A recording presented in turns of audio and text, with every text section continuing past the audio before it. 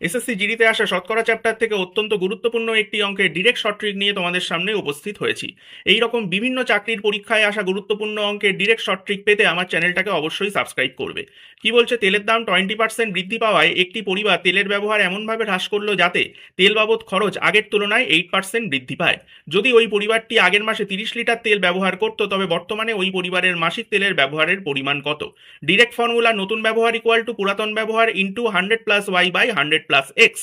Y কি? Y হচ্ছে খরচ যত শতাংশ বাড়লো, আর এক্স কি? এক্স হচ্ছে দাম যত শতাংশ বাড়লো। তাহলে ফাইন্ড আউট করতে হবে নতুন ব্যবহার। নতুন ব্যবহার ইকুয়াল টু পুরাতন ব্যবহার। পুরাতন ব্যবহার কত? 30 লিটার তেল ইন্টু উপরে কি হবে? 100 প্লাস ওয়াই। তাহলে ওয়াই কি? খরচ যত শতাংশ বাড়লো। খরচ কত বৃদ্ধি পেলো? খরচ বৃদ্ধি পেলো 8%। তাহলে 100 প্লাস 8 মানে 108। নিচে হবে 100 প্লাস এক্স। এক্স কি? দাম যত শতাংশ বাড়লো। দাম বাড়লো 20%। 100 প্লাস 20 মানে 120।